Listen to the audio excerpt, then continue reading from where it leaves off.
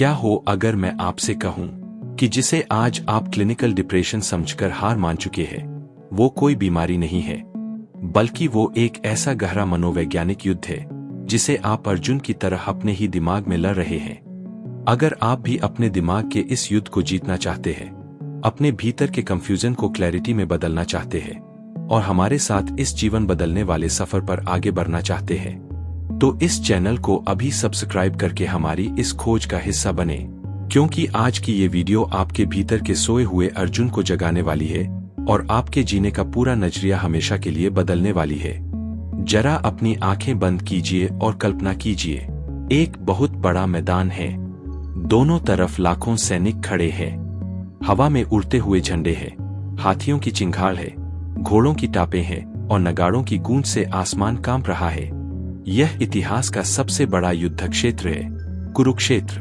और इस युद्ध क्षेत्र के बिल्कुल बीचों बीच दोनों सेनाओं के सामने खड़ा है दुनिया का सबसे महान धनुर्धर अर्जुन, जिसके पास गांडीव जैसा अचूक धनुष है, जिसके रथ के सारथी स्वयं भगवान श्री कृष्ण है और जिसके पराक्रम के सामने बड़े बड़े देवता भी थर थर कांपते थे। लेकिन अचानक कुछ ऐसा होता है जिसकी कल्पना किसी ने नहीं की थी। वह महायोद्धा जिसने सैकड़ों युद्ध जीते थे, अचानक कांपने लगता है। उसके हाथ से उसका धनुष गांडीव छूटकर जमीन पर गिर जाता है। उसका गला सूखने लगता है, उसके शरीर में जलन होने लगती है और वो रथ के पीछे बैठकर रोने लगता है।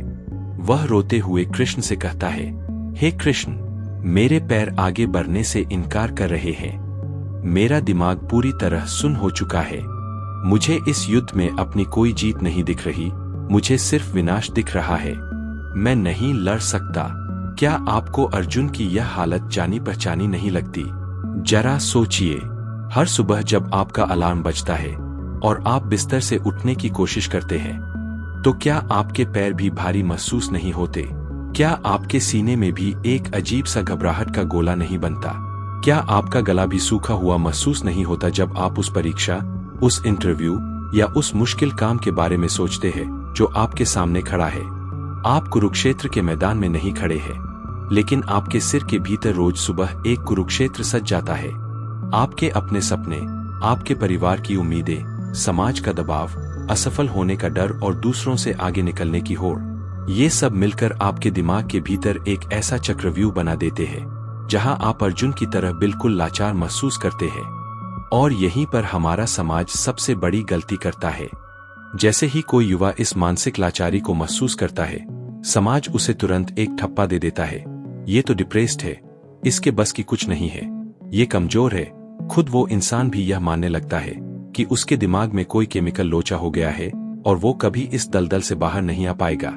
लेकिन गीता का पहला अध्याय, जिसे हम विषाद योग कहते हैं, हमें एक बिल्कुल अलग और जादुई दृष्टिकोण देता है। गीता कहती है कि अर्जुन को कोई शारीरिक बीमारी नहीं थी, वो दुनिया का सबसे ताकतवर इंसान था। उसकी समस्या शारीरिक नहीं बल्कि संज्ञानात्मक यानी कॉग्निटिव कॉन्फ्लिक्ट थी। वो इस बात को लेकर पूरी तरह भ्रमित था कि उसका सही कर्तव्य यानी उसका धर्म क्या है। जब आपके सामने दो रास्ते होते हैं और दोनों ही रास्तों पर आपको केवल दर्द और नुकसान दिखाई देता है, तो आपका दिमाग काम करना बंद कर देता है। इसे मनोविज्ञान में एनालिसिस पैरालिसिस कहा जाता है। अर्जुन के सामने भी यही दुविधा थी। एक तरफ उसका क्षत्रिय धर्म था जो कह रहा था कि अन्याय के खिलाफ हथियार उठाओ, दूसरी तरफ उसका अपने दादा भीष्म और गुरु द्रोण के प्रति मोह था जो कह रहा था कि अपनों पर बाण चलाना पाप है। जब कर्तव्य और मोह के बीच यह टक्कर होती है तो दिमाग का डिफॉल्ट सिस्टम क्रैश हो जाता है। अर्जुन की त्वचा में जलन हो रही थी, उसका शरीर कांप रहा था, जिसे आज हम मेडिकल साइंस में पैनिक अटैक कहते हैं। गीता ने उसे 5000 साल पहले बिल्कुल इसी रूप में दर्ज किया था। श्रीमद् भगवद गीता का पहला अध्याय हमें यह सिखाता है कि मानसिक रूप से टूटना, रोना और खुद को हारा हुआ महसूस करना कोई बीमारी नहीं है। यह तो एक संकेत है कि आपका पुराना झूठा विश्वास अब टूट रहा है।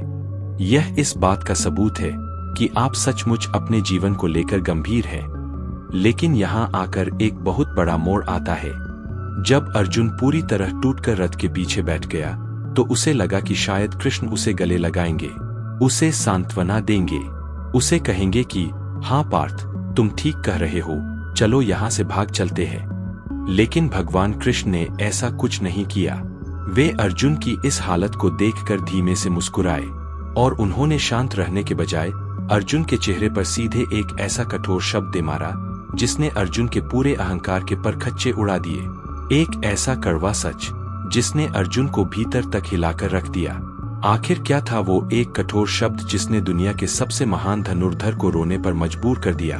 और क्यों कृष्ण ने अर्जुन के इस दर्द को कमजोरी का नाम दिया? क्या था वो कड़वा सच जो कृष्ण ने अर्जुन से कहा और जो आज आपके जीवन के हर कंफ्यूजन को हमेशा के लिए खत्म कर सकता है? चलिए जान लेते हैं। कुरुक्षेत्र के इस मनोवैज्ञानिक युद्ध के सबसे तनावपूर्ण भाग में, जब आपके घुटने कांपने लगे और आपको लगे कि अब एक कदम भी आगे बढ़ाना नामुमकिन है, तो समझ लेना कि आप अपने जीवन के कुरुक्षेत्र के सबसे महत्वपूर्ण मोड़ पर खड़े हैं। श्रीमद् भगवद गीता के सबसे पहले अध्याय को अर्जुन विषाद योग कहा गया है। जरा इस नाम पर ध्यान दीजिए। विषाद योग। संस्कृत में विषाद का मतलब होता है गहरा दुख, निराशा, डिप्रेशन या घोर मानसिक कष्ट, और योग का मतलब होता है जुड़ना या परमात्मा से मिलन का मार्ग। क्या आपने कभी सोचा है कि दुख और डिप्रेशन जैसी भयानक मानसिक स्थिति को भगवान व्यास ने योग क्यों कहा? हमारा समाज तो दुख को एक बीमारी कहता है, रोने को कमजोरी कहता है। फिर 5000 साल पहले लिखी गई दुनिया की सबसे महान साइकोलॉजी बुक में निराशा को योग का दर्जा क्यों दिया गया? इसके पीछे का मनोवैज्ञानिक सच आपको अंदर तक हिला देगा। जब आप खुश होते हैं, जब आपके पास पैसा होता है, सफलता होती है और सब कुछ आपकी योजना के अनुसार चल रहा होता है, तो आपका अहंकार अपने 7वें आसमान पर होता है। उस वक्त आपका दिमाग किसी की नहीं सुनता। आप एक भ्रम में जी रहे होते हैं कि यह सब मैंने किया है, मैं ही इस दुनिया को चला रहा हूँ। लेकिन जैसे ही आपके जीवन में कोई बहुत बड़ा झटका आता है, चाहे वो किसी अपने का खोना हो, करियर में एक भयंकर असफलता हो या फिर कुरुक्षेत्र जैसी कोई बड़ी चुनौती, तो आपका वो अहंकार शीशे की तरह टूटकर चकनाचूर हो जाता है। आपके पैरों के नीचे से जमीन खिसक जाती है। आप पूरी तरह असहाय महसूस करने लगते हैं। और ठीक इसी पल जब आपका पुराना मैं यानी आपका पुराना अहंकार मर जाता है, केवल तभी आपके भीतर सच्चा सत्य जानने की प्यास पैदा होती है। जब तक प्यास नहीं होगी तब तक आप पानी की कद्र नहीं करेंगे। विषाद यानी वो गहरा दुख वास्तव में आपके भीतर एक ऐसी आध्यात्मिक और मानसिक प्यास पैदा करता है जो आपको अर्जुन की तरह एक गुरु के सामने घुटने टेकने पर मजबूर कर देती है। इसलिए दुख कोई बीमारी नहीं है, यह तो आपके जागने की शुरुआत है। यह विषाद ही आपको योग तक लेकर जाता है। लेकिन यहीं पर हमारे भीतर एक और बड़ा मनोवैज्ञानिक जाल बिछता है, हमदर्दी की भीख। जब अर्जुन पूरी तरह टूट गया तो वो रथ पर बैठकर रोने लगा। उसने कृष्ण से कहा कि मुझे राजपाट नहीं चाहिए, मुझे जीत नहीं चाहिए, मैं भीख मांगकर खा लूंगा, लेकिन मैं अपनों पर हथियार नहीं उठाऊंगा। जरा अर्जुन के इन शब्दों के पीछे छिपे मनोविज्ञान को समझिए। अर्जुन कुरुक्षेत्र के मैदान से भागना चाहता था, लेकिन उसने इस भागने को किस चीज का मुखौटा पहनाया? उसने इसे दया और धर्म का नाम दिया। उसने खुद को एक महान और त्यागी इंसान साबित करने की कोशिश की ताकि कृष्ण उसकी पीठ थपथ पाए और कहें, वाह अर्जुन, तुम कितने दयालु हो, तुम कितने अच्छे हो। हम भी तो अपनी रोजमर्रा की जिंदगी में यही करते हैं। जब हम किसी परीक्षा में फेल हो जाते हैं या किसी काम में असफल हो जाते हैं, तो हम अपनी हार को स्वीकार करने के बजाय दूसरों के सामने रोना रोना शुरू कर देते हैं। हम दुनिया को बताते हैं कि मेरी किस्मत ही खराब थी, मेरे माता पिता ने मुझे सपोर्ट नहीं किया, मेरी परिस्थितियां बहुत कठिन थीं। हम ऐसा क्यों करते हैं? क्योंकि हमारा दिमाग असफलता के दर्द से बचने के लिए सिंपैथी यानी हमदर्दी की भीख मांगने लगता है। हम दूसरों से सुनना चाहते हैं कि अरे तुम तो बहुत अच्छे थे पर दुनिया ही खराब थी। यह हमदर्दी एक मीठा जहर है। यह आपको थोड़ी देर के लिए तो सुकून देती है, लेकिन यह आपके भीतर के योद्धा को हमेशा के लिए अपाहिज बना देती है। और यहीं पर हमारा समाज दूसरी सबसे बड़ी गलती करता है, वह है इमोशंस को दबाना। जब आज के किसी युवा को पैनिक अटैक आता है या वो डिप्रेशन महसूस करता है, तो लोग उससे कहते हैं, तुम कमजोर हो, मन को बहलाओ, कुछ और सोचो, खुद को व्यस्त रखो। वे उसके दुख को दबाने की कोशिश करते हैं, लेकिन गीता कहती है कि दुख को दबाना नहीं है, उसका सामना करना है। अर्जुन रथ के पीछे बैठकर फूट फूट कर रो रहा था। कृष्ण ने उसे रोका नहीं। उन्होंने उसे यह नहीं कहा कि रोना बंद करो अर्जुन, तुम तो मर्द हो, रोते हुए अच्छे नहीं लगते। कृष्ण ने अर्जुन को पूरी तरह से टूटने दिया। उन्होंने उसके उस मानसिक गुबार को बाहर आने दिया। मनोविज्ञान में इसे कैथारसिस कहा जाता है, यानी अपने भीतर की दबी हुई भावनाओं को पूरी तरह से बह जाने देना, ताकि दिमाग का भरा हुआ कबाड़ खाली हो सके। जब अर्जुन पूरी तरह रो चुका, जब उसका दिमाग सुन्न हो गया और उसने अपने सारे तर्क दे दिए, तब उसने कृष्ण से एक ऐसी बात कही जो कुरुक्षेत्र के युद्ध की सबसे बड़ी चाबी है। अर्जुन ने कहा, हे कृष्ण, मेरी बुद्धि पूरी तरह से काम करना बंद कर चुकी है। मैं भ्रमित हूँ। मैं आपका शिष्य बनता हूँ। मुझे रास्ता दिखाइए। जब तक आप खुद को सर्वज्ञानी समझते रहेंगे, तब तक कृष्ण भी आपका मार्गदर्शन नहीं कर सकते। कृष्ण तभी बोलेंगे जब अर्जुन पूरी तरह से सरेंडर कर देगा। जब अर्जुन यह मान लेगा कि मुझे कुछ नहीं पता, मैं हार चुका हूँ, अब आप ही संभालिए। लेकिन जैसे ही अर्जुन ने सरेंडर किया, कृष्ण ने उसे गले नहीं लगाया। कृष्ण ने उसे सांत्वना नहीं दी। वे शांत रहकर धीमे से मुस्कुराए। वो मुस्कुराहट बहुत रहस्यमयी थी। और उस मुस्कुराहट के बाद कृष्ण ने अर्जुन से एक ऐसा शब्द कहा जिसने कुरुक्षेत्र की हवाओं को बर्फ की तरह जमा दिया। कृष्ण ने अर्जुन के इस गहरे दुख और पैनिक अटैक को करुणा या त्याग नहीं, बल्कि एक क्रूर नाम दिया, कायरता और अज्ञान। उन्होंने सीधे अर्जुन से कहा, क्लीब्य मा समागमः पार्थ, यानी हे अर्जुन, इस नपुंसकता और कायरता को मत प्राप्त हो। यह तुम्हें शोभा नहीं देती। सोचिए, दुनिया के सबसे महान धनुर्धर को जो रो रहा है, कृष्ण सीधे कायर और नपुंसक कह रहे हैं। आखिर क्यों कृष्ण ने अर्जुन के प्रति इतनी बेरहमी दिखाई? क्यों उन्होंने उसके आंसू पोंछने के बजाय उसके अहंकार पर सीधे हथौड़े से वार किया? क्या था कृष्ण की उस कड़वी मुस्कुराहट के पीछे का वो रहस्य जो आज आपकी जिंदगी के हर मानसिक तनाव को हमेशा के लिए खत्म कर सकता है? चलिए जान लेते हैं, कौन सा था वो कड़वा सच जो कृष्ण ने अर्जुन से कहा और जो समय के उस सबसे बड़े चक्रव्यूह का खुलासा करता है जिसमें हम सब रोज सुबह फंसते हैं। हम सब आज रात को सो नहीं पाते क्योंकि हमारा दिमाग उस कल की स्क्रिप्ट लिख रहा होता है जो शायद कभी आएगा ही नहीं। जब अर्जुन कुरुक्षेत्र के मैदान में टूटकर गिरा तो उसके दिमाग में सिर्फ एक ही चीज चल रही थी, भविष्य का डर। उसने कृष्ण के सामने रोते हुए दलीलें दी कि हे कृष्ण, अगर मैं इस युद्ध में अपने भाइयों और गुरुओं को मार दूंगा तो मेरे कुल का नाश हो जाएगा, हमारी संस्कृति बर्बाद हो जाएगी, जो स्त्रियां बचेंगी वे पथभ्रष्ट हो जाएंगी और आने वाली पीढ़ियां हमें कभी माफ नहीं करेंगी। जरा अर्जुन की इस चिंता को ध्यान से देखिए। अर्जुन जो कुछ भी कह रहा था, क्या वो वर्तमान में हो रहा था? बिल्कुल नहीं। वह युद्ध अभी शुरू भी नहीं हुआ था। उसने अभी एक भी बाण नहीं चलाया था, लेकिन उसका दिमाग पहले ही युद्ध के खत्म होने के बाद आने वाले 100 सालों की बर्बादी का भयानक नक्शा बनाकर बैठ गया था। मनोविज्ञान की भाषा में इसे कैटास्ट्रोफिएजिंग या फ्यूचर ओरिएंटेड एंजाइटी कहा जाता है। यह हमारे दिमाग का वो डिफॉल्ट सॉफ्टवेयर है जो हमेशा सबसे बुरे परिणाम की कल्पना करता है। हम भी तो हर रोज यही करते हैं। जब आप किसी प्रतियोगी परीक्षा की तैयारी कर रहे होते हैं या किसी नए प्रोजेक्ट पर काम कर रहे होते हैं, तो क्या आप सचमुच उस पल में काम कर रहे होते हैं? नहीं। आपका शरीर भले ही उस कमरे में बैठा हो, लेकिन आपका दिमाग टाइम ट्रेवल करके भविष्य में पहुंच चुका होता है। वो सोचने लगता है, अगर मेरा सिलेक्शन नहीं हुआ तो, अगर मेरा यह स्टार्टअप फेल हो गया तो, अगर लोग मेरा मजाक उड़ाएंगे तो मेरा क्या होगा? मेरे माता पिता का क्या होगा? मेरा पूरा करियर बर्बाद हो जाएगा। आप उस भविष्य के लिए रो रहे हैं जो अभी तक पैदा ही नहीं हुआ है। आप उन परिस्थितियों से डर रहे हैं जो केवल आपके दिमाग के भीतर एक काल्पनिक फिल्म की तरह चल रही है, और इसी वजह से आपका वर्तमान पूरी तरह अपाहिज हो जाता है।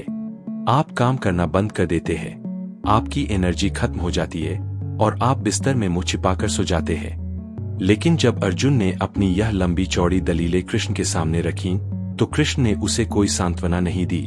वे शांत रहकर धीमे से मुस्कुराए। वो मुस्कुराहट बहुत रहस्यमयी थी।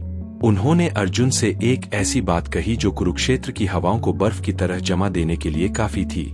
कृष्ण ने कहा, अशोच्यानन वशोचस्त्वम प्रज्ञावादांश्च भाषसे, यानी हे अर्जुन, तुम उन लोगों के लिए शोक कर रहे हो जो शोक करने के योग्य ही नहीं है, और बातें तुम ज्ञानियों जैसी कर रहे हो। सोचिए, कृष्ण अर्जुन के इतने बड़े भविष्य के डर को सीधे सीधे अज्ञान और बकवास कह रहे हैं। आखिर कृष्ण ने ऐसा क्यों कहा? इसके पीछे का मनोवैज्ञानिक सच आपको हैरान कर देगा। कृष्ण अर्जुन से कहते हैं कि अर्जुन, तुम इस पूरे ब्रह्मांड के मालिक बनने का ढोंग कर रहे हो। तुम यह सोच रहे हो कि सब कुछ तुम्हारे ही फैसलों पर टिका है।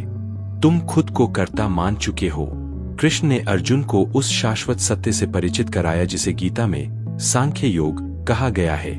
सांख्य योग का सबसे पहला और बुनियादी नियम है, जो है वो हमेशा रहेगा, और जो नहीं है उसका कभी अस्तित्व हो ही नहीं सकता। नास्तो विद्यते भावो ना भावो विद्यते सतः।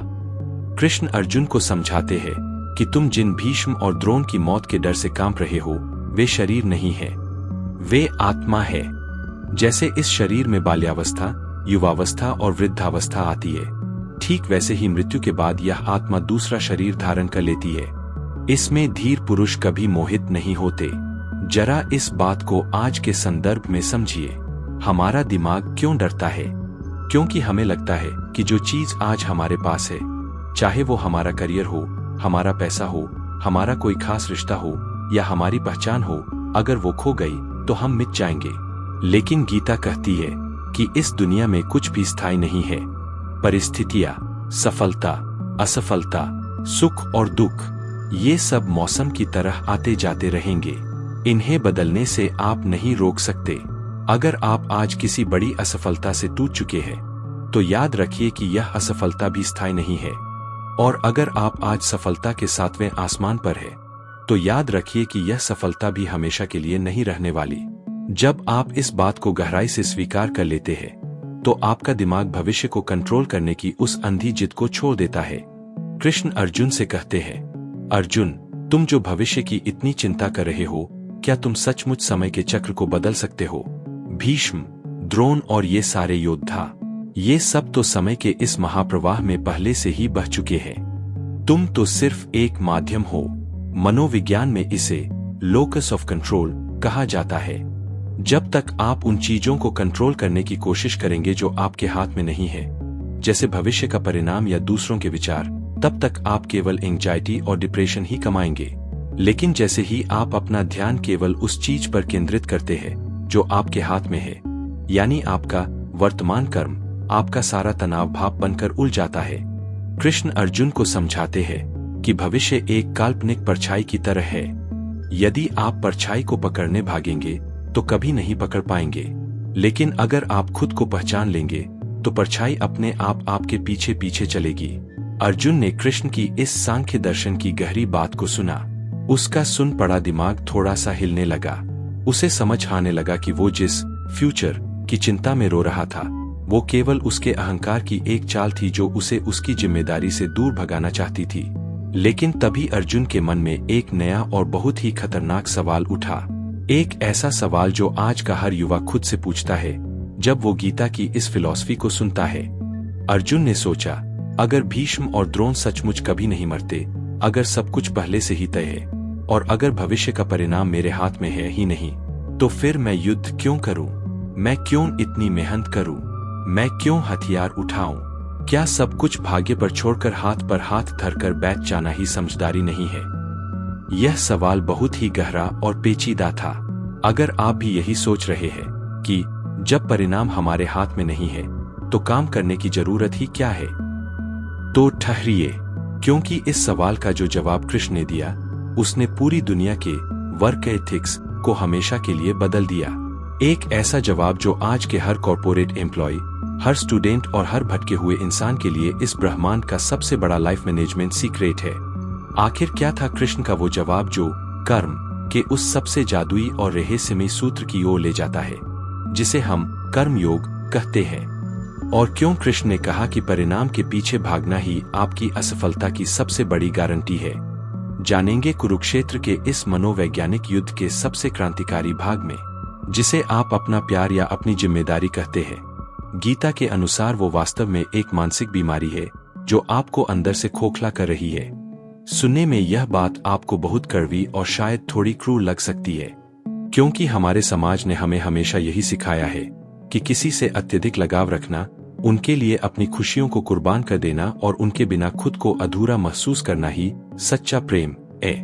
लेकिन आज मनोविज्ञान और गीता के इस गहरे मिलन से हम उस अदृश्य मुखौटे को उतारने जा रहे हैं जिसे हमारा अहंकार बहुत खूबसूरती से ओढ़े बैठा है।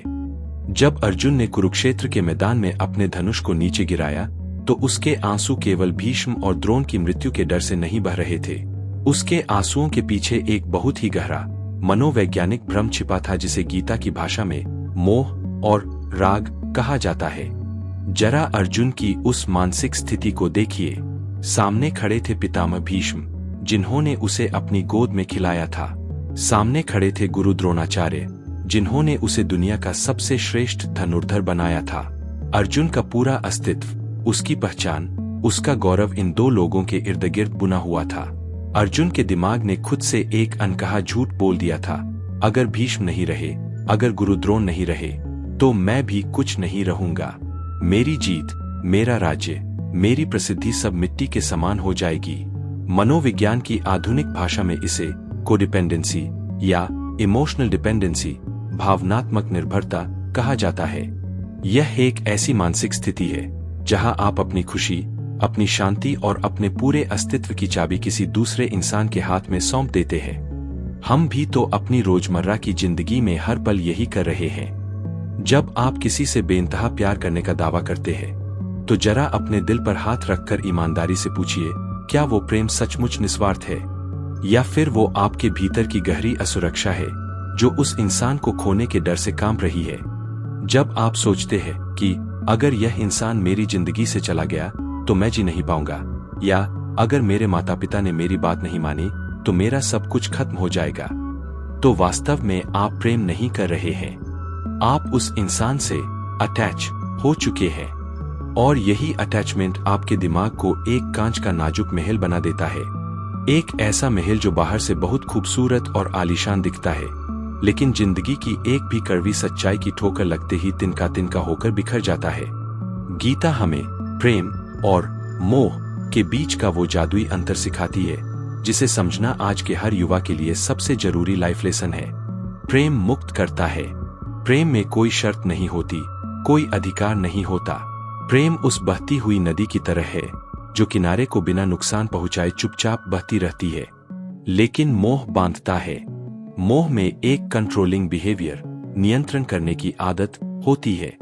मोह कहता है, तुम मेरे अनुसार चलो क्योंकि मैं तुमसे प्यार करता हूं। तुम मेरे पिंजरे में रहो क्योंकि तुम मेरी सुरक्षा हो।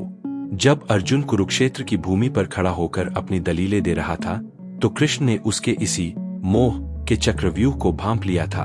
अर्जुन कह रहा था कि हे कृष्ण, मैं अपने ही परिवार के खिलाफ कैसे लड़ूं? क्या यह अधर्म नहीं है? लेकिन कृष्ण जानते थे कि अर्जुन का यह सवाल किसी धर्म से नहीं बल्कि उसके अहंकार के राग से पैदा हुआ था। अगर सामने कौरवों की जगह कोई साधारण शत्रु सेना खड़ी होती तो क्या अर्जुन के हाथ इसी तरह कांपते? क्या वो तब भी इसी तरह धर्म और अहिंसा की बड़ी बड़ी बातें करता? बिल्कुल नहीं। वो पलक झपकते ही अपना गांडीव उठाता और पूरी सेना का संहार कर देता। इसका मतलब यह हुआ कि अर्जुन की अहिंसा और दया वास्तव में असली नहीं थी। वो केवल भीष्म और द्रोण के प्रति उसके पर्सनल अटैचमेंट का एक मुखौटा थी। जब तक कोई चीज मेरी है तब तक मैं उसके लिए रोऊंगा, लेकिन जैसे ही वो चीज किसी दूसरे की हो जाती है मुझे उससे कोई सरोकार नहीं रहता। यह है मोह का सबसे बड़ा और क्रूर मनोवैज्ञानिक झूठ। हम भी अपनी जिंदगी के कुरुक्षेत्र में यही ढोंग करते हैं। हम अक्सर कहते हैं कि मुझे उस प्रोजेक्ट से, उस नौकरी से या उस पहचान से बहुत लगाव है क्योंकि मैं अपनी जिम्मेदारी निभा रहा हूं। लेकिन असलियत यह होती है कि हम उस पहचान के पीछे छिपे अपने स्टेटस, अपनी सुख सुविधाओं और अपने अहंकार से अटैच हो चुके होते हैं। और जब वो नौकरी जाती है या वो पहचान छीन ली जाती है तो हम डिप्रेशन के अंधेरे कुएं में गिर जाते हैं। कृष्ण अर्जुन को इस अंधेरे कुएं से बाहर निकालना चाहते थे। वे उसे समझाना चाहते थे कि अर्जुन, भीष्म और द्रोण इस ब्रह्मांड के नियमों से ऊपर नहीं है। जो आया है उसे जाना ही होगा। तुम अपनी इस नश्वर काया और अपनी इन सीमित भावनाओं को सत्य मानने की भूल मत करो। उन्होंने सांख्य योग के माध्यम से अर्जुन के दिमाग के उस सॉफ्टवेयर को पूरी तरह अनइंस्टॉल कर दिया जो केवल बाहरी परिस्थितियों पर निर्भर था। लेकिन इस मानसिक बीमारी का इलाज भागना नहीं है। जब अर्जुन इस भयानक सच को समझ रहा था तो उसके मन में एक और गहरा सवाल आया जो उसे इस युद्ध क्षेत्र से दूर ले जाना चाहता था। उसने सोचा कि अगर यह सब केवल एक मोह का जाल है तो मैं इस युद्ध को ही छोड़ देता हूँ। मैं जंगलों में चला जाता हूँ, सन्यासी बन जाता हूँ। लेकिन कृष्ण ने अर्जुन को कुरुक्षेत्र छोड़कर जंगलों में भागने की अनुमति क्यों नहीं दी? भागने के पीछे कौन सा अदृश्य डर छिपा होता है? क्या सन्यास का मतलब वाकई सब कुछ छोड़कर भाग जाना है, या फिर कुरुक्षेत्र के बीचों बीच खड़े होकर भी अंदर से पूरी तरह शांत रहने का कोई और ही वैज्ञानिक तरीका है? एक ऐसा तरीका जिसे कृष्ण कर्म का विज्ञान कहते हैं।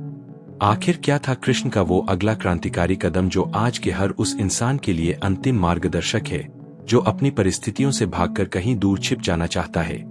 जानेंगे कुरुक्षेत्र के इस मनोवैज्ञानिक युद्ध के अगले और सबसे प्रेरणादायक भाग में। सफलता का दबाव ही आपकी असफलता का सबसे बड़ा कारण है। जब आप परिणाम के बारे में सोचना बंद करते हैं तभी आप अपनी पूरी क्षमता से काम कर पाते हैं। सुनने में यह बात आपको थोड़ी विरोधाभासी लग सकती है, क्योंकि बचपन से हमारे समाज, स्कूल और माता पिता ने हमें यही सिखाया है कि बेटा, भविष्य का लक्ष्य तय करो, उस परिणाम को अपनी आंखों के सामने रखो और तब तक मत रुको जब तक वो तुम्हें मिल न जाए। लेकिन आज गीता की इस मनोवैज्ञानिक प्रयोगशाला में हम इस सदियों पुराने सामाजिक झूठ को पूरी तरह से बेनकाब करने जा रहे हैं। जरा याद कीजिए उस पल को जब आप किसी बहुत जरूरी प्रोजेक्ट पर काम करने बैठते हैं या किसी परीक्षा के लिए किताब खोलते हैं। आप टेबल पर बैठते हैं, लैपटॉप ऑन करते हैं और ठीक उसी पल आपके दिमाग में क्या शुरू होता है? अगर मैं फेल हो गया तो, अगर मुझे अच्छे मार्क्स नहीं मिले तो मेरे दोस्तों के सामने मेरी क्या इज्जत रह जाएगी? अगर मेरा यह स्टार्टअप डूब गया तो उन पैसों का क्या होगा जो मैंने उधार लिए हैं? लोग मेरा मजाक उड़ाएंगे। आधुनिक मनोविज्ञान में इसे कॉग्निटिव ओवरलोड या एक्शन पैरालिसिस कहा जाता है। आपका दिमाग एक कंप्यूटर की तरह है जिसकी एक निश्चित रैम है। मान लीजिए आपके दिमाग की रैम 100% है। जब आप काम करने बैठते हैं तो उस काम को बेहतरीन ढंग से करने के लिए आपको पूरी 100% रैम की जरूरत होती है। लेकिन क्योंकि आप परिणाम को लेकर डरे हुए हैं, आपका दिमाग 80% रैम का इस्तेमाल उस काल्पनिक भविष्य के डर को सोचने में खर्च कर देता है जो अभी अस्तित्व में ही नहीं है। अब आपके पास आपके वर्तमान काम के लिए केवल 20% रैम बची है। नतीजा, आप ध्यान केंद्रित नहीं कर पाते, आपका सिर भारी हो जाता है, आप बहुत जल्दी थक जाते हैं और अंत में आप अपने फोन को उठाकर रील स्क्रॉल करने लगते हैं। आप उस काम से भाग जाते हैं। आप आलसी नहीं हैं, आप सिर्फ परिणाम के दबाव में पूरी तरह से अपाहिज हो चुके हैं। जब अर्जुन कुरुक्षेत्र की भूमि पर हाथ में गांडीव लेकर थर-थर कांप रहा था तो उसकी समस्या भी यही थी। वो इस बात से नहीं डर रहा था कि वो युद्ध कैसे लड़ेगा, वो तो दुनिया का सर्वश्रेष्ठ योद्धा था। वो डर रहा था युद्ध के परिणाम से। अगर भीष्म मारे गए तो मेरे जीवन का क्या होगा? अगर कुल का नाश हो गया तो मुझे मिलने वाली जीत का क्या अर्थ रह जाएगा? कृष्ण अर्जुन की इस मानसिक बीमारी को बहुत गहराई से समझ रहे थे। उन्होंने देखा कि अर्जुन के दिमाग का प्रोसेसर केवल भविष्य की परछाइयों को देखकर क्रैश हो चुका है। और तब कृष्ण ने गीता का वो सबसे क्रांतिकारी सूत्र दिया जिसे पूरी दुनिया कर्मयोग के नाम से जानती है। कर्मण्येवाधिकारस्ते मा फलेषु कदाचन मा कर्मफलहेतुर्मा ते संगोस्त्व कर्मणि। इस श्लोक को हमने दीवारों पर लिखा देखा है, कैलेंडर पर पढ़ा है, लेकिन इसके पीछे की न्यूरोसाइंस को समझिए। कृष्ण अर्जुन से कहते हैं, अर्जुन, तुम्हारा अधिकार केवल तुम्हारे कर्म पर है, उसके फल यानी परिणाम पर कभी नहीं। तुम खुद को परिणाम का कारण मत मानो और नहीं निष्क्रियता, कर्म न करने में अपनी रुचि रखो। इसे आज के विज्ञान की भाषा में फ्लो स्टेट कहा जाता है। प्रसिद्ध मनोवैज्ञानिक मिहाई चिक्सेंटमिहाई कहते हैं कि इंसान अपने जीवन में सबसे बेहतरीन काम तब करता है जब वो फ्लो में होता है।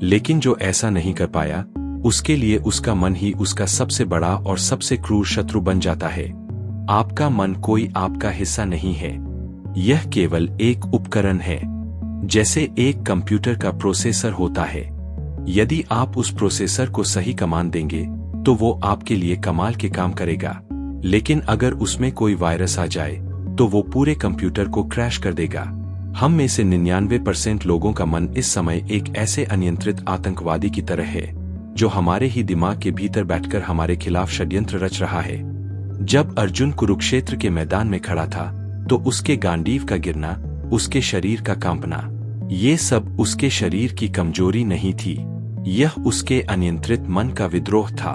अर्जुन का मन उस समय एक ऐसा बेकाबू घोड़ा बन चुका था जो अपने ही सवार को खाई में गिराने पर आमादा था। अर्जुन इस बात को बहुत गहराई से महसूस कर रहा था। उसने कृष्ण की तरफ देखा और अपनी बेबसी को शब्दों में हालते हुए कहा, चंचल ही मनः कृष्ण प्रमाथि बलवद दृढ़म तस्याह निग्रहे मने वायुरिव सुदुष्करम। हे कृष्ण, यह मन बड़ा चंचल है, प्रमथन स्वभाव वाला है, बड़ा दृढ़ और बलवान है।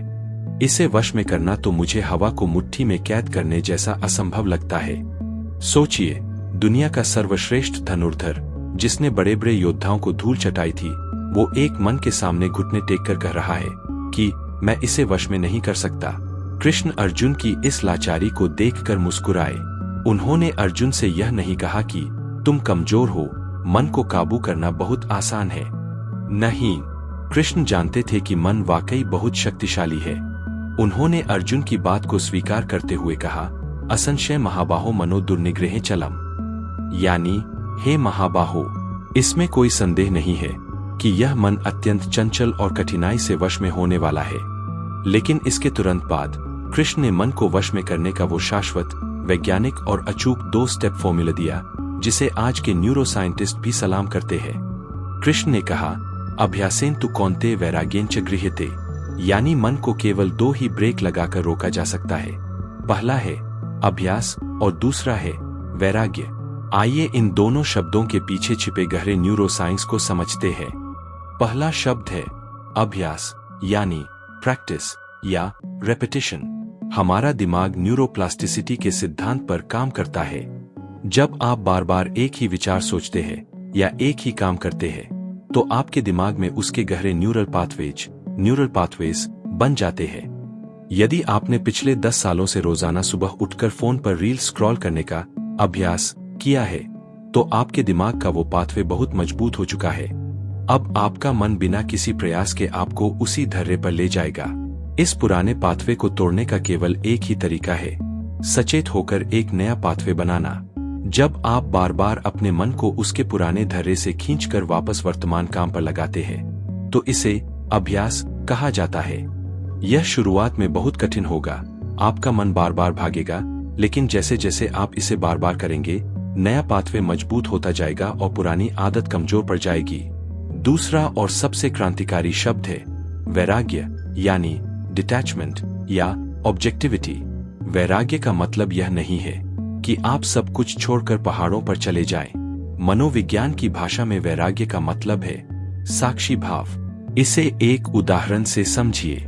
मान लीजिए आप सड़क के किनारे खड़े हैं और सामने से बहुत सारी गाड़ियां गुजर रही है। कोई लाल रंग की गाड़ी है, कोई काली है, कोई बहुत तेज भाग रही है तो कोई बहुत धीरे।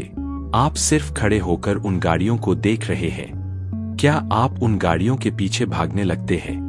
क्या आप उनके मालिक से लड़ने लगते हैं? बिल्कुल नहीं, आप केवल एक दर्शक है। वैराग्य का मतलब यही है। आपका मन एक बहुत व्यस्त सड़क की तरह है, जहां हर सेकंड हजारों विचार गुजरते हैं। कुछ विचार बहुत डरावने होते हैं, कुछ बहुत आकर्षक होते हैं, तो कुछ बहुत उदास करने वाले होते हैं। आम तौर पर हम क्या करते हैं? जैसे ही कोई नकारात्मक विचार आता है, जैसे मैं फेल हो गया, तो हम उस विचार की गाड़ी में बैठ जाते हैं और उसके साथ बहुत दूर तक चले जाते हैं। हम उस विचार से पूरी तरह जुड़ जाते हैं। वैराग्य कहता है कि विचार की गाड़ी में बैठना बंद करो। सिर्फ सड़क के किनारे बैठकर उस विचार को गुजरते हुए देखो। खुद से कहो, मेरे दिमाग में एक डर का विचार आया है। ठीक है, यह विचार आया है और यह चला जाएगा। मैं यह विचार नहीं हूँ, मैं तो केवल इस विचार को देखने वाला दर्शक हूँ। जैसे ही आप अपने विचारों से यह दूरी बना लेते हैं, आपका मन तुरंत शांत होने लगता है। आप अपने मन के गुलाम नहीं, बल्कि उसके मालिक बन जाते हैं। लेकिन जैसे ही अर्जुन ने कृष्ण के इस अभ्यास और वैराग्य के जादुई फॉर्मूले को समझा, कुरुक्षेत्र की उस बर्फीली हवा में एक और बड़ा सवाल तैरने लगा। अर्जुन ने अपने भीतर झांका और सोचा, हे कृष्ण, अभ्यास और वैराग्य की बातें सुनने में बहुत अद्भुत है, लेकिन जब मैं कुरुक्षेत्र की इस भयानक परिस्थितियों के बीच खड़ा होता हूँ, तो कोई अदृश्य शक्ति मुझे पीछे क्यों खींचती है? मेरे भीतर की वो कौन सी ऊर्जाएं हैं जो मेरे दिमाग के पूरे सॉफ्टवेयर को कंट्रोल करती है? ऐसा क्यों होता है कि कभी मेरा मन बहुत शांत और पवित्र होता है, तो कभी वो अचानक वासना, लालच और घोर आलस के दलदल में गिर जाता है? अर्जुन का यह सवाल आज के हर उस युवा का सवाल है जो खुद को बदलना चाहता है, जो ध्यान लगाना चाहता है, लेकिन वो अपने ही भीतर की अदृश्य ताकतों के सामने बेबस महसूस करता है। आखिर हमारे दिमाग के भीतर वो कौन सा रासायनिक और आध्यात्मिक खेल चल रहा है जो हमारी मर्जी के बिना भी हमें डिप्रेशन, एंग्जाइटी और आलस की तरफ धकेलता है? क्या है वो 3 अदृश्य ऊर्जाएं जो हमारे सोचने, हमारे खाने और हमारे जीने के पूरे ढंग को नियंत्रित करती है? और कैसे आपकी रोजमर्रा की आदतें आपके दिमाग को एक जीवित कचरा घर बना रही है? जानते हैं, कुरुक्षेत्र के इस मनोवैज्ञानिक युद्ध के सबसे चकित कर देने वाले भाग में आप डिप्रेस्ड नहीं हैं। आपके भीतर इस समय केवल तमस का अंधकार फैला हुआ है। जब आप सुबह उठते हैं और आपको लगता है कि आपके शरीर में जान ही नहीं है, जब आपके सामने किताबों का ढेर लगा हो, आपके करियर का फैसला होने वाला हो, लेकिन आप बिना किसी वजह के सिर्फ बिस्तर में पड़े रहकर अपने फोन पर स्क्रॉल करते चले जाते हैं। आपका दिमाग पूरी तरह सुन्न होता है, आपके विचारों पर एक अजीब सा कोहरा छाया रहता है और आपको लगता है कि आप एक गहरे, दलदली कुएं में गिर चुके हैं जहां से बाहर निकलने का कोई रास्ता नहीं है। आधुनिक मेडिकल साइंस आपके माथे पर तुरंत एक ठप्पा लगा देगी, यह क्लिनिकल डिप्रेशन है। आपको गोलियां दी जाएंगी, आपको थेरेपी पर भेजा जाएगा।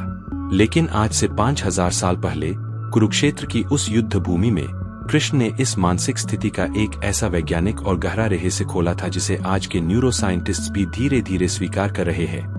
कृष्ण ने अर्जुन को बताया कि हमारा पूरा अस्तित्व, हमारा दिमाग और यह पूरा ब्रह्मांड 3 अदृश्य ऊर्जाओं के खेल से चलता है। इन्हें गीता की भाषा में त्रिगुण कहा जाता है।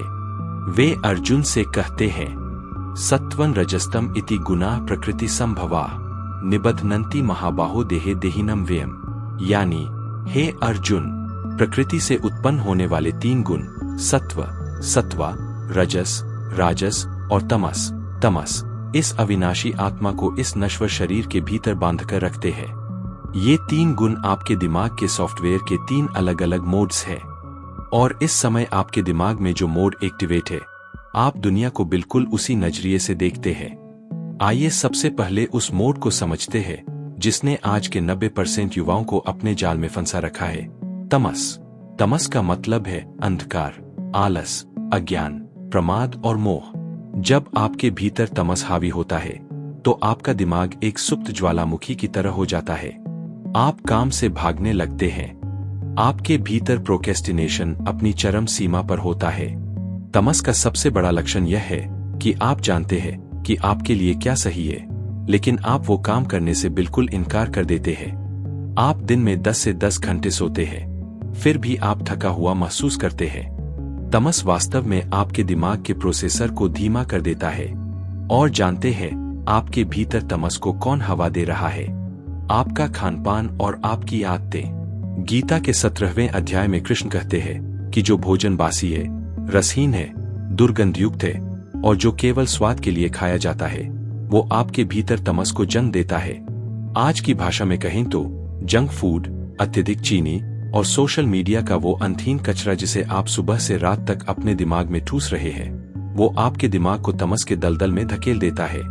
अब आते हैं दूसरे मोड पर, रजस। रजस का मतलब है गति, वासना, अत्यधिक महत्वाकांक्षा, क्रोध और बेचैनी। जब आपके भीतर रजस हावी होता है, तो आप एक बेकाबू रेस के घोड़े बन जाते हैं। आपके भीतर एक ऐसी आग जल रही होती है जो कभी शांत नहीं होती। आप हमेशा कुछ न कुछ हासिल करना चाहते हैं, पैसा, शोहरत, स्टेटस, गाड़ियां। लेकिन इस मोड की सबसे बड़ी त्रासदी यह है कि आप कभी संतुष्ट नहीं हो पाते। रजस ही वो ऊर्जा है जो आपको रातों को सोने नहीं देती। यही वो ऊर्जा है जो आपके भीतर एंग्जाइटी और ओवरथिंकिंग को जन्म देती है। जब आप परीक्षा के परिणाम को लेकर डरे होते हैं, जब आपका दिल जोर जोर से धड़क रहा होता है, जब आप क्रोध में आकर दूसरों पर चिल्लाने लगते हैं, तो समझ लेना कि आपके भीतर रजस का तूफान चल रहा है। रजस का भोजन है अत्यधिक तीखा, खट्टा, नमकीन और उत्तेजक भोजन। और रजस की आदतें हैं दिन रात बिना रुके दौड़ना, दूसरों से खुद की तुलना करना और अपने अहंकार को संतुष्ट करने के लिए भागते रहना। और तीसरा सबसे शुद्ध मोड है सत्व। सत्व का मतलब है प्रकाश, ज्ञान, शांति, सामंजस्य और पवित्रता। जब आपके भीतर सत्व हावी होता है तो आपका दिमाग गंगा के उस शांत पानी की तरह हो जाता है जिसमें आपको अपना असली चेहरा बिल्कुल साफ दिखाई देता है। सत्व मोड में आपके भीतर कोई डर नहीं होता, कोई आलस नहीं होता। आप पूरी तरह से वर्तमान में होते हैं। आपके भीतर काम करने की एक अद्भुत ऊर्जा होती है, लेकिन उस काम के परिणाम से कोई मोह नहीं होता। सत्व का भोजन है ताजा, रसदार, सात्विक और प्राकृतिक भोजन। और सत्व की आदतें हैं ध्यान लगाना, अच्छी किताबें पढ़ना, प्रकृति के करीब रहना और निस्वार्थ भाव से दूसरों की मदद करना।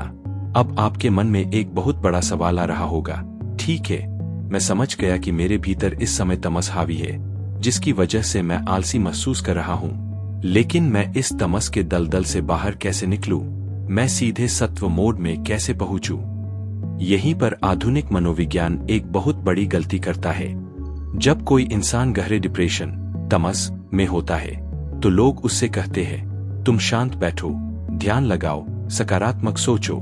लेकिन गीता कहती है कि यह पूरी तरह से असंभव है।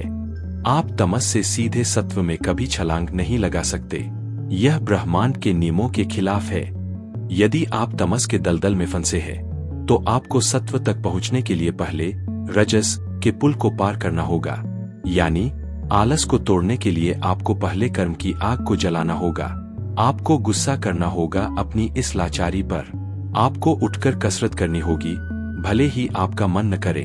आपको अपने शरीर को थकाना होगा। जब आप तमस से उठकर एक्शन में आते हैं, केवल तभी आप सत्व की ओर बढ़ सकते हैं। कृष्ण अर्जुन से कहते हैं कि अर्जुन, कुरुक्षेत्र की इस भूमि पर जो तुम्हारा गांडीव छूटा है वो तमस का लक्षण है। तुम दया और धर्म की जो बातें कर रहे हो वो ज्ञान नहीं, बल्कि तुम्हारी बुद्धि पर छाया हुआ तमस का कोहरा है। तुम्हें इस समय शांत होकर ध्यान नहीं लगाना है। तुम्हें इस समय उठना होगा, क्रोध करना होगा और युद्ध लड़ना होगा। तुम्हें तमस को तोड़कर रजस में आना होगा ताकि तुम अंत में सत्व को प्राप्त कर सको। लेकिन क्या इस त्रिगुण के खेल से बाहर निकलने का भी कोई तरीका है? क्या हम हमेशा के लिए इन तीन ऊर्जाओं के गुलाम बने रहेंगे, कभी आलसी, कभी बेचैन तो कभी शांत? कृष्ण मुस्कुराए। उन्होंने अर्जुन से कहा कि एक ऐसी भी मानसिक स्थिति है जो इन तीनों गुणों से ऊपर है। एक ऐसी स्थिति जहां दुनिया का कोई भी सुख या दुख, कोई भी असफलता या सफलता आपके दिमाग की शांति को 1 मिलीमीटर भी नहीं हिला सकती। एक ऐसा इंसान जिसे न तो मौत का डर होता है, न ही किसी बड़ी से बड़ी जीत का घमंड, जिसे गीता की भाषा में गुणातीत या स्थित प्रज्ञ कहा गया है। कल्पना कीजिए एक ऐसे इंसान की जिसके सामने अगर आप उसकी सबसे बड़ी तारीफ करें या उसे सबसे गंदी गाली दें, उसका मानसिक संतुलन 1 मिलीमीटर भी नहीं डगमगाता। आखिर कौन है वो अचल और अनशकेबल इंसान? कैसे बनता है कोई स्थित प्रज्ञ? क्या है उस परम शांत और अजेय माइंडसेट का सीक्रेट फॉर्मूला जिसे आज के बड़े बड़े लीडर्स और न्यूरोसाइंटिस्ट्स भी अपना अल्टीमेट गोल मानते हैं? चलिए जान लेते हैं कुरुक्षेत्र के इस मनोवैज्ञानिक युद्ध के सबसे प्रेरणादायक भाग में। कल्पना कीजिए एक ऐसे इंसान की जिसके सामने अगर आप उसकी सबसे बड़ी तारीफ करें या उसे सबसे गंदी गाली दें, उसका मानसिक संतुलन 1 मिलीमीटर भी नहीं डगमगाता। सोचिए कैसा होगा वो जीवन जहां आपको इस बात से कोई फर्क ही न पड़े कि दुनिया आपके बारे में क्या सोचती है, जहां कोई भी असफलता आपको डिप्रेशन में न धकेल सके और कोई भी बड़ी सफलता आपके अहंकार को 7वें आसमान पर पहुंचा सके। आधुनिक मनोविज्ञान में इसे इमोशनल रेजिलियंस कहा जाता है। लेकिन आज से 5000 साल पहले कृष्ण ने इस स्थिति को एक ऐसा जादुई और रहस्यमय नाम दिया था जो आज के हर अशांत मन की अंतिम मंजिल है। स्थित प्रज्ञ यानी अचल और अनशकेबल बुद्धि वाला इंसान। जब अर्जुन ने कृष्ण से इस अद्भुत अवस्था के बारे में सुना तो उसकी आंखों में एक अजीब सी चमक आ गई। उसने हैरान होकर कृष्ण की तरफ देखा और पूछा, स्थित प्रज्ञस्य का भाषा समाधिस्थ से केशव, स्थित धी किम प्रभाषेत किमासीत व्रजेत किम, यानी हे केशव, समाधि में स्थित अचल बुद्धि वाले इंसान के क्या लक्षण हैं? वह कैसे बोलता है, वह कैसे बैठता है और वह इस संसार में कैसे चलता है? अर्जुन का यह सवाल बहुत ही व्यावहारिक था। वो जानना चाहता था कि क्या स्थित प्रज्ञ कोई ऐसा इंसान है जो सब कुछ छोड़कर किसी गुफा में बैठ जाता है? क्या वो एक ऐसा रोबोट है जिसके भीतर कोई भावनाएं ही नहीं बचती? कृष्ण धीमे से मुस्कुराए। उन्होंने अर्जुन को समझाया कि स्थित प्रज्ञ कोई सन्यासी या रोबोट नहीं है। वो आपकी और मेरी तरह इसी दुनिया में रहने वाला, काम करने वाला और कुरुक्षेत्र की चुनौतियों का सामना करने वाला इंसान है। लेकिन उसका एक सीक्रेट फॉर्मूला है। स्थित प्रज्ञ वो इंसान है जिसने अपने सुख और दुख की चाबी दूसरों के हाथों में सौंपना हमेशा के लिए बंद कर दिया है। जरा आज के समय के अपने जीवन को देखिए। हम सब इस समय रिमोट कंट्रोल कठपुतलियां बन चुके हैं। हमारे सुख और दुख का रिमोट दूसरों के हाथों में है। अगर सुबह उठकर आपने सोशल मीडिया पर एक फोटो पोस्ट की और उस पर 100 लाइक्स आ गए तो आपका मूड बहुत अच्छा हो जाता है। आप खुद को बहुत सफल मानने लगते हैं। लेकिन अगर किसी ने उस पर एक गंदा या नफरत भरा कमेंट कर दिया तो आपका पूरा दिन बर्बाद हो जाता है। आप गुस्से से भर जाते हैं। आपका दिमाग अशांत हो जाता है। सोचिए, किसी अनजान इंसान की उंगलियों के एक टच ने आपके पूरे दिमाग के सॉफ्टवेयर को क्रैश कर दिया। क्या यह एक गुलाम की जिंदगी नहीं है? कृष्ण कहते हैं कि स्थित प्रज्ञ इस गुलामी की जंजीर को पूरी तरह से काट चुका होता है। वे अर्जुन को समझाने के लिए कुरुक्षेत्र की धूल भरी भूमि पर एक बहुत ही खूबसूरत उदाहरण देते हैं, कछुए का उदाहरण। वे कहते हैं, यदा संहरते चायं कूर्मोंगानीव सर्वशः इंद्रियान इंद्रियार्भ्यस्तस्य प्रज्ञा प्रतिष्ठिता। जिस प्रकार एक कछुआ संकट आने पर अपने सारे अंगों को सिकोड़कर अपने मजबूत कवच के भीतर खींच लेता है, ठीक उसी प्रकार जब कोई इंसान बाहरी दुनिया के डिस्ट्रैक्शंस एंड ट्रिगर से अपनी इंद्रियों को पूरी तरह सिकोड़ लेता है तो उसकी बुद्धि अचल हो जाती है। इसे आज के न्यूरोसाइंस की भाषा में डोपामाइन डिटॉक्स या अटेंशन मैनेजमेंट कहा जाता है। आज की डिजिटल दुनिया में आपके ध्यान को लूटने के लिए लाखों बड़ी बड़ी टेक कंपनियां 24 घंटे काम कर रही है। जैसे ही आपके फोन की स्क्रीन पर कोई नोटिफिकेशन चमकता है, आपका मन उस कछुए की तरह बाहर भागता है। आप अपनी इंद्रियों के गुलाम बन जाते हैं। लेकिन स्थित प्रज्ञ इंसान के पास एक अदृश्य कवच होता है। जब बाहरी दुनिया में सोशल मीडिया का कचरा, लोगों की बकवास बातें, नफरत और झूठी तारीफें उसका ध्यान भटकाने की कोशिश करती है, तो वो कछुए की तरह अपनी चेतना को अंदर की तरफ खींच लेता है। वो खुद से कहता है, ये विचार, ये लाइक्स, ये कमेंट्स, ये गालियां, ये सब बाहरी गाड़ियां हैं जो सड़क से गुजर रही है। मैं इनमें से किसी भी गाड़ी में नहीं बैठूंगा। वो अपनी ऊर्जा को व्यर्थ की चीजों में नष्ट नहीं होने देता और इसी वजह से उसका फोकस, उसकी मानसिक शांति हमेशा अपने उच्चतम स्तर पर बनी रहती है। स्थित प्रज्ञ इंसान के जीवन का सबसे बड़ा रहस्य यह है कि वो अटैचमेंट और द्वेष दोनों से मुक्त होता है।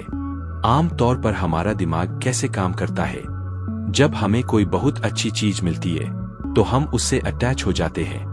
हम सोचने लगते हैं कि यह सुख मुझसे कभी नहीं छीनना चाहिए और जैसे ही कोई कड़वी परिस्थिति आती है, हम उससे भागने लगते हैं, नफरत करने लगते हैं। लेकिन स्थित प्रज्ञ जानता है कि ये दोनों ही परिस्थितियां अस्थायी है।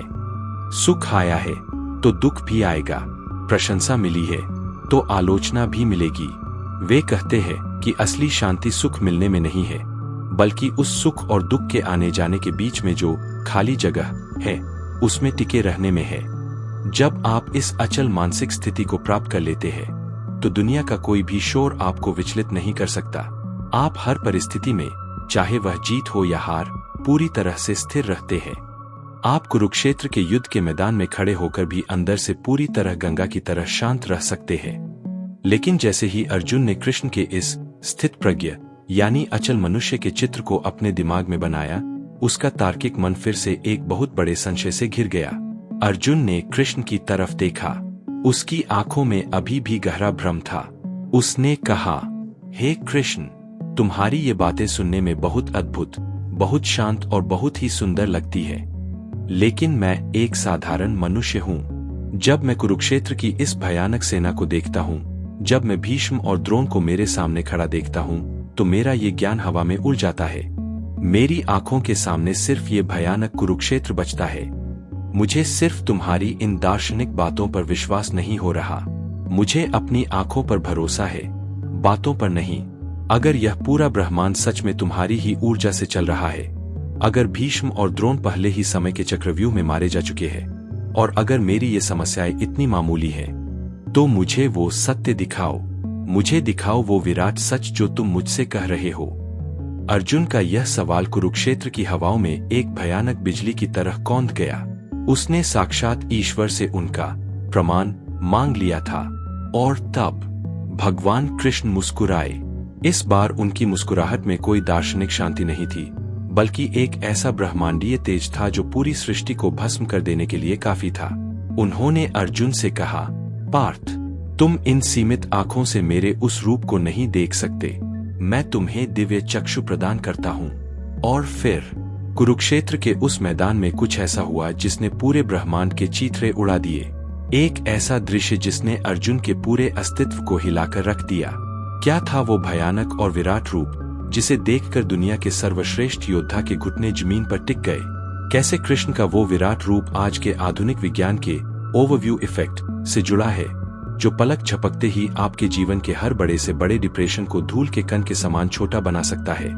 जब अर्जुन ने भगवान कृष्ण के विराट रूप को देखा, तो उसकी आंखों के सामने से कुरुक्षेत्र की वो विशाल सेना, वो लाखों सैनिक, वो चमचमाते रथ, वो भीष्म और द्रोण, सब कुछ एक सेकंड में हवा के झोंके की तरह उड़ गए। उसकी आंखों के सामने अब कुरुक्षेत्र की धूल भरी जमीन नहीं थी। उसके सामने था एक ऐसा अनंत ब्रह्मांड जिसमें करोड़ों सूर्य एक साथ चमक रहे थे। दिशाएं मिट चुकी थीं। समय का आदि और अंत एक ही बिंदु पर आकर मिल गया था। अर्जुन ने देखा कि पूरी सृष्टि, सारे ग्रह, सारे तारे, भूत, वर्तमान और भविष्य, सब कुछ